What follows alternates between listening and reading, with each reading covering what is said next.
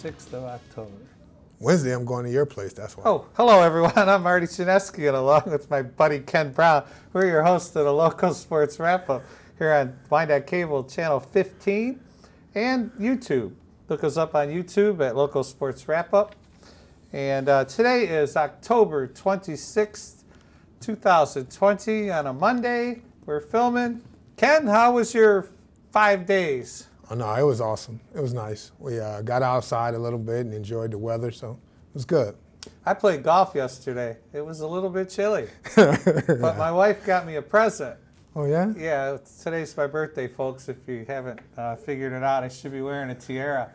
But, yeah, she got me a cart cover. Okay. Yeah, it goes over the cart. It's a little baggy, you know. You zip her in and out. Oh, it's golden. Okay. It's golden. It was like 43 degrees when we hit it at 9:30 in the morning. And I had my little baggie to climb into while we went to the ball and everything. Golden. Put a little space heater in there. It was warmer than my house. I know, that's right. It was all right. You were the envy of the course. I was, but there's a lot of guys out there that had them because I'm going to play as long as I can play this year because I'm not bowling. You know, so today being Monday, we have results of last Friday's football games. Week 6 of the Downriver area football. New Boston Huron beat Crestwood 34-0. Taylor beat Edsel Ford 10-6.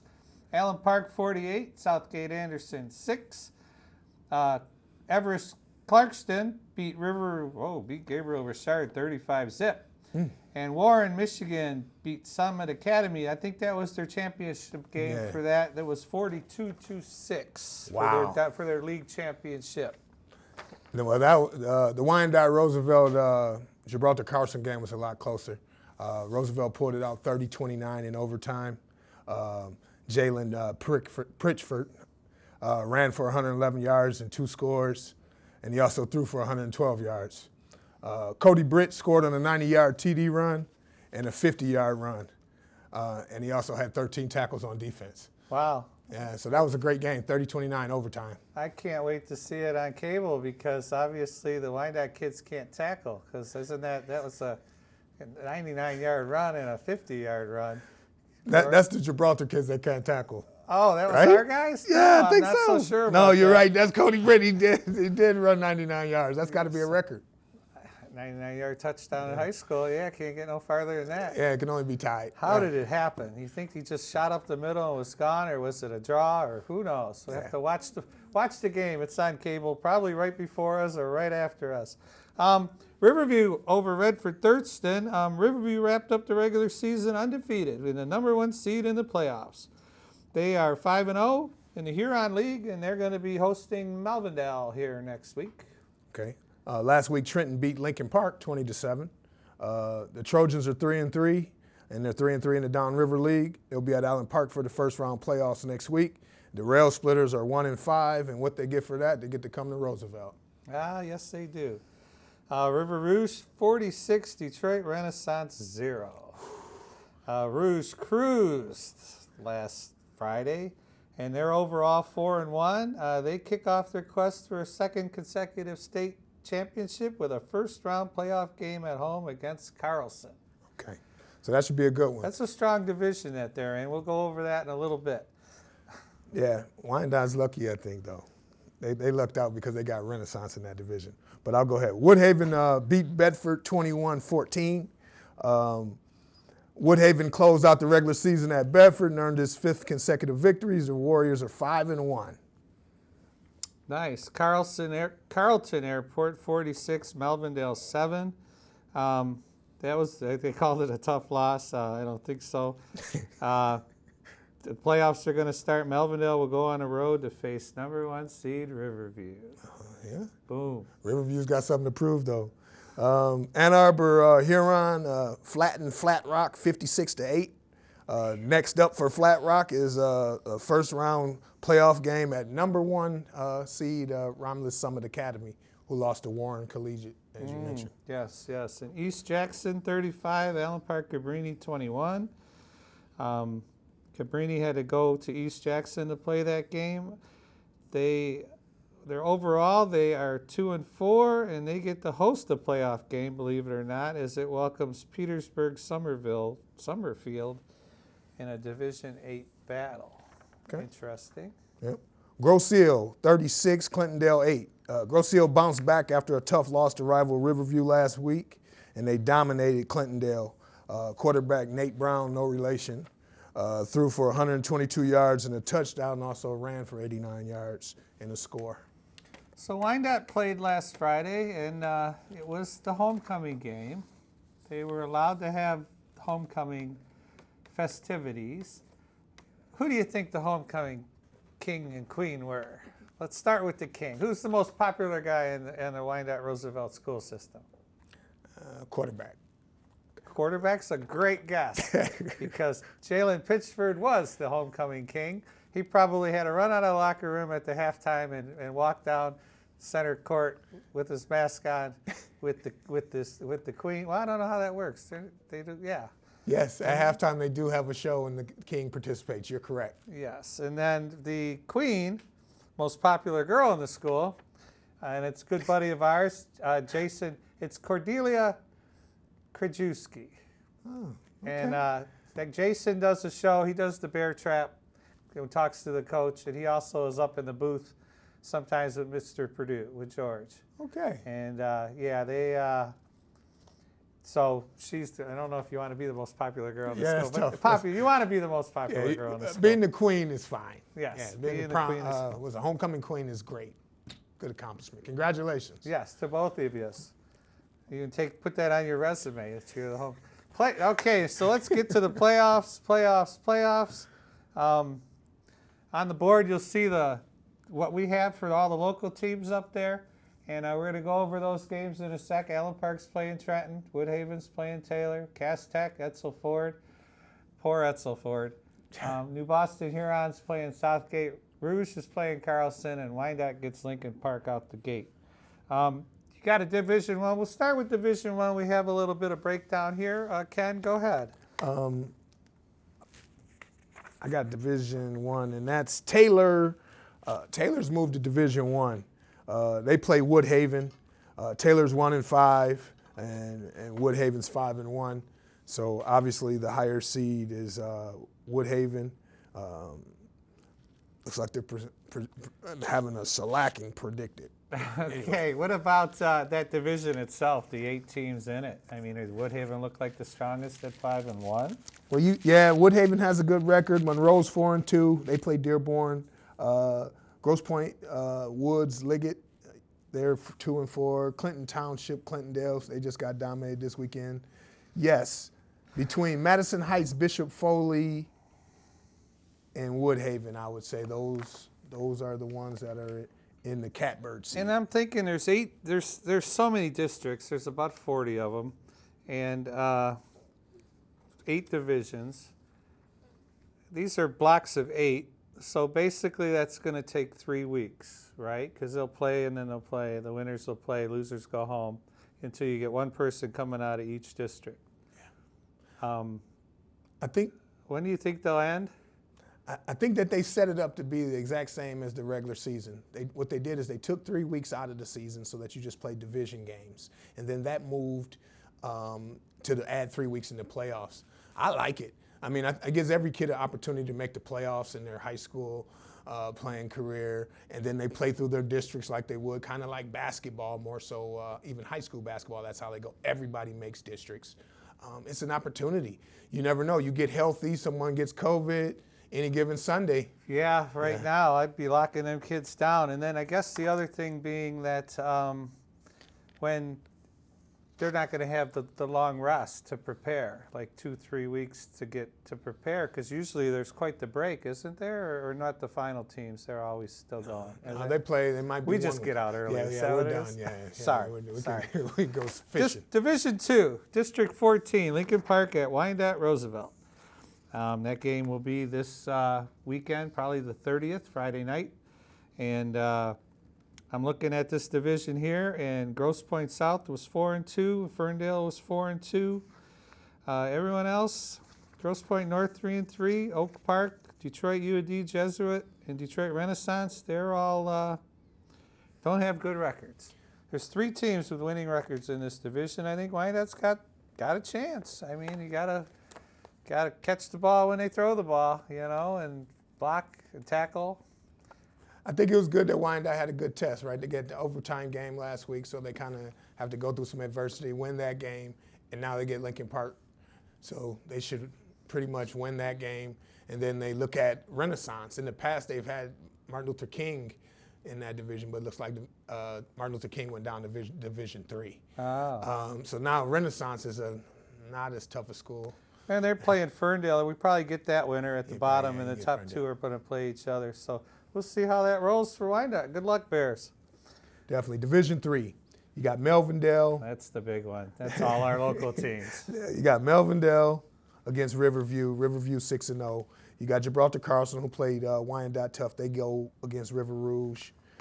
Southgate Anderson and New Boston. And then you got Trenton and Allen Park. It's a dogfight in there. You got 1, 2, 3, 4, 5. You got 5 of the teams that are over 500 or over 600. 4-2 being the least, the worst record in that bunch. So it's going to be tough for the Downriver area. And Allen Park's in that division, and they got hosed out of a forfeit because they rescheduled and then they had to cancel. So really, they lost. They don't really have that loss. Yeah. So that's interesting to say the least. That's all the Downriver teams. They're used to each other. Anyone could walk out of that division. It's going to be some good football. Yeah, it's going to be good. High school football is. I say I don't know who to pick out of that one. The team that just played Wyandotte, maybe. Carlson, is it? Yeah. I got River Rouge. Oh, Rouge is in that division? Yeah, they play Carlson. Yeah, I'll go with Rouge. Rouge is they're defending state champs. Yeah, it's a So tough little division. Yeah. In Division 4, District 30, Dearborn Heights, Annapolis at Redford Union, 2 local teams. Romulus at Carlton Airport, 2 more local teams. Redford Union looks like the strongest team in this division except for one other team, that team from Italy, Milan, or Milan, as I like to call them, Milan. Yes, they're pretty strong, and they're historically strong. So good luck to those teams. I think Redford Union could give them a battle. They were 5-1, but the other teams are basically 500 teams. But that's why they play the game. That's right. There are no givens. Yep. I got Division 5. So we got Flat Rock down there at 0-6. They go against Romulus Summit Academy, who just lost their championship game, conference championship game. So they get Flat Rock, Whitmore Lake versus Robichaud, Dearborn Heights Robichaud. Dundee and Gabriel Richard of Ann Arbor will play. And then Monroe Jefferson and Grosse Ile. Grosse Ile's 3-3. Grosse Ile, I could see them sneaking themselves into the championship game against Romulus Summit. That may be good for Downriver to have a couple players in the Division 5 championship. So interesting. In Division 6, well, we got the local team here is Ecorse, and also Detroit Voyager Prep. Ecorse plays Erie Mason. Erie Mason was 6-0. Okay. Ecorse 2-4. You also have Blissfield was 6-0. So, and then Clinton was 5-1. So you got 3 pretty strong teams in that division. They have point totals, however it works. Blissfield 45, whatever that means. They rank them. We got these off the MHSAA site.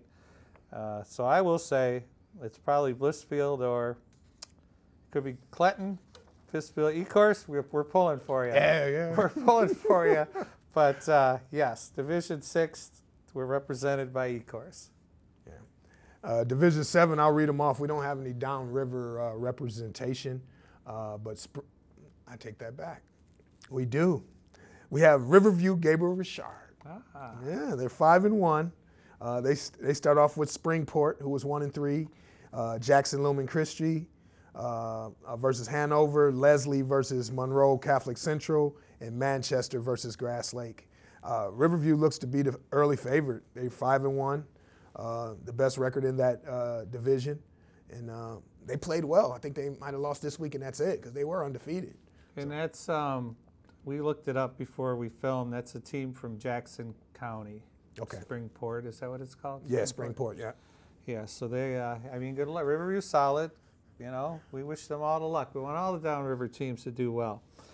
I have a Division 8, District 63, and that's where I stopped, by the way. Allen Park Cabrini's going to play Petersburg Summerfield.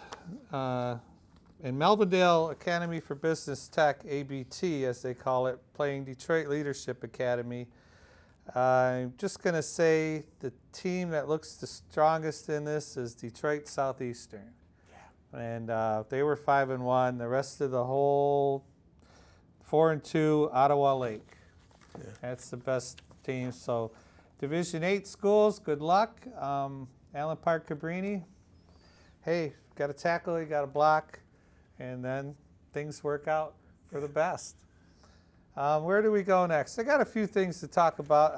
We do know that in the paper in front of us, after the 2 weeks off, it was a good football game for the Wyandotte team. But Roosevelt claimed a district title in tennis, which we talked about last week.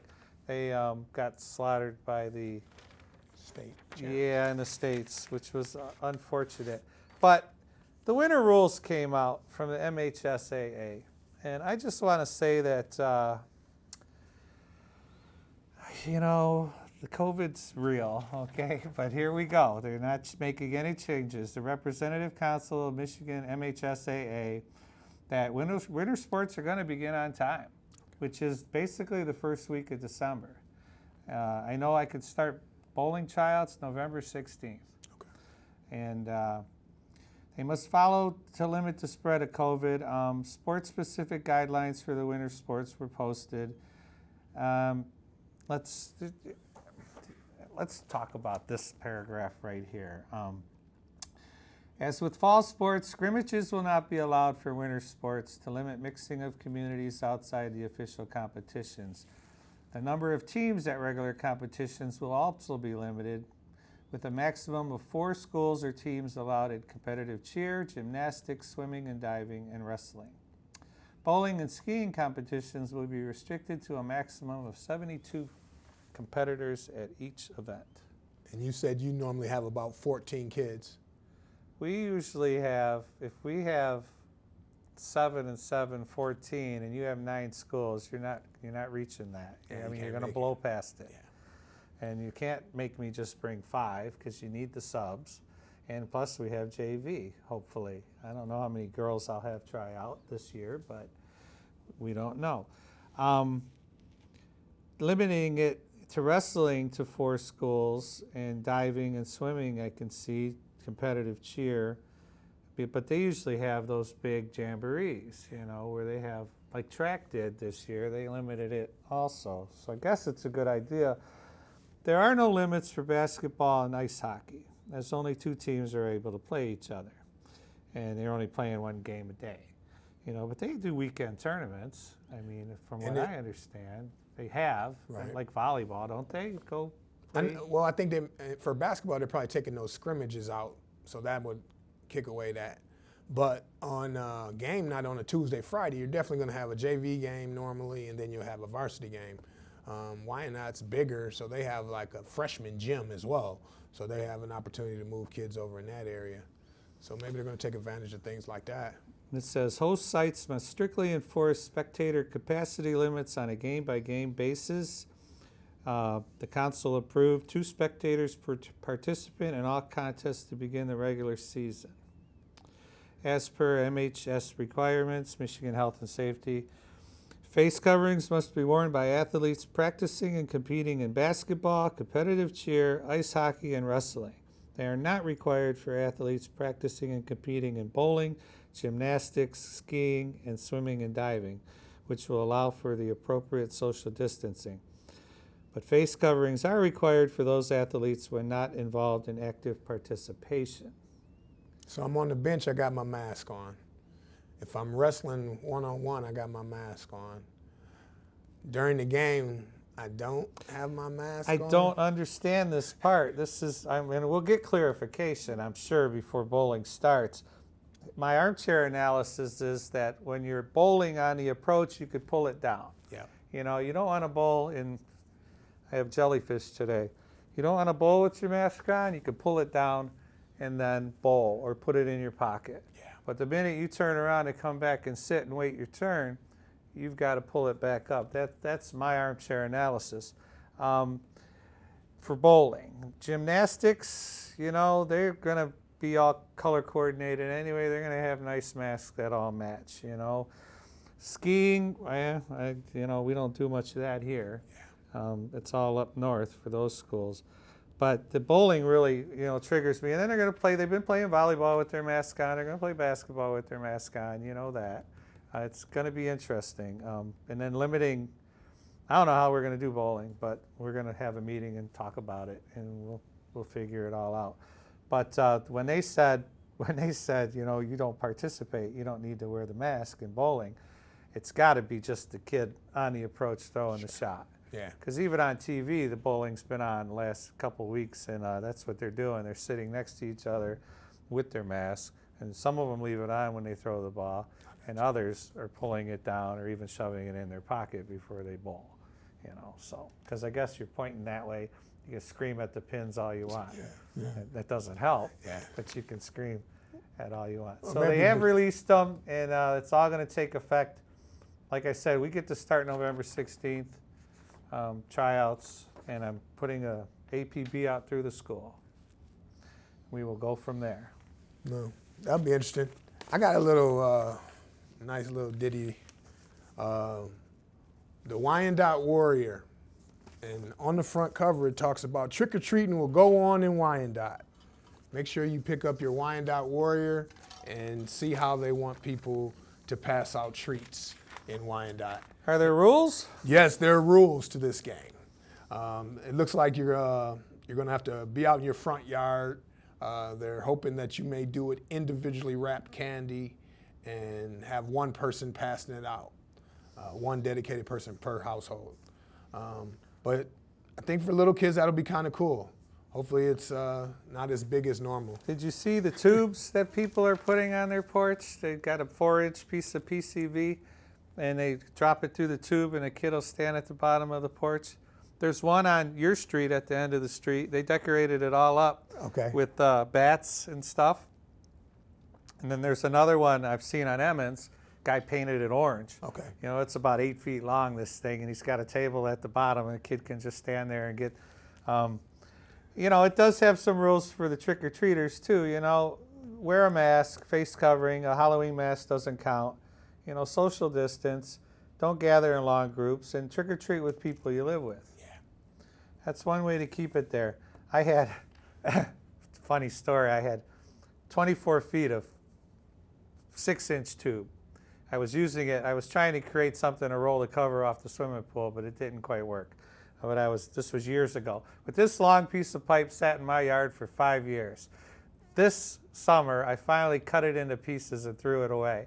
And then, now you now I need another one if I'm going to do it that way.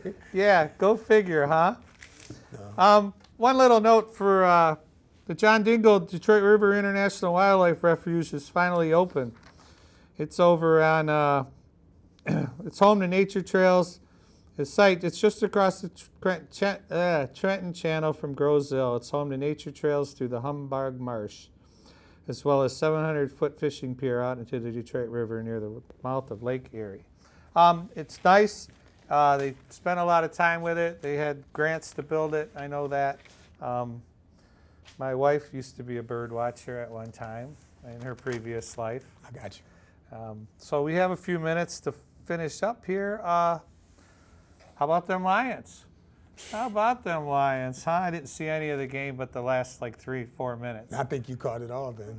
Pretty much. How do you not just kneel on the ball and kick a field goal and win the game? That coach should be fired. I mean, he probably told them not to fall into the end zone, and no one pushed them, but they should have pushed them. They acted like they tried to tackle him, but they should have just, can you just pick them up and walk them into the end zone? I think so, yeah. You get one of them defensive linemen, to just pick them up when they don't want to score and walk them in there and make them score. See, that'd be a play I'd be practicing because they'll run in and get the first down and fall. You've seen it many times, fall at the 1 yard line, run out the clock, kick the field goal. But what if you don't let them fall? What if you grab them at the line and two of your biggest guys just pick up that running back and he's squirming and everything trying to hit the ground, and you just run him 4 yards into the end zone and throw him in there? There's a plan. Yeah, I think the Lions are due, right? I mean, they've battled that so many times. It was good that they got away. Don't forget to get a hold of us at localsportswrapup@gmail. The World Series is looking good. It's 3-2 Dodgers now. They're playing tonight, correct? Correct. Yeah, that'll be could be the end of it. We'll They know. actually play tomorrow. Oh, do they get a day off? Yeah, they did it so that they never compete against football. But Kershaw won again last night. So, Yeah, he got another gift call early. High curveball they rung that guy out on. That was terrible. Marty's anti-Kershaw. Oh, I'm just be a good ump. Don't you know what? Take some pride in what you do, honestly. What about suicide pool? Suicide pool, I had Buffalo. They snuck by. Okay. Still alive. Everybody won, though. There were 40 guys left, or 200 and some guys left, all but like 4 people. Wow. Everybody won. It didn't matter. You couldn't pick a loser this week. Whatever. So, as we wrap up, I guess George is stepping up next week. Okay. And when we do film, George will be here. He can tell us all about the game because I'm sure he'll be at it, announcing it and everything. He got through his COVID, no signs, no anything. Household's fine. But, yeah, so I'm Marty Janeski, and along with my good buddy here, Ken Brown, we will see you. He'll see you in 2 weeks. George will see you next week. YouTube, Local Sports Wrap Up, subscribe. We need more subscribers. And today is my birthday. Happy birthday to me. Happy birthday, Marty. Yeah, should have wore the crown. Thanks for watching. Hi, Mom.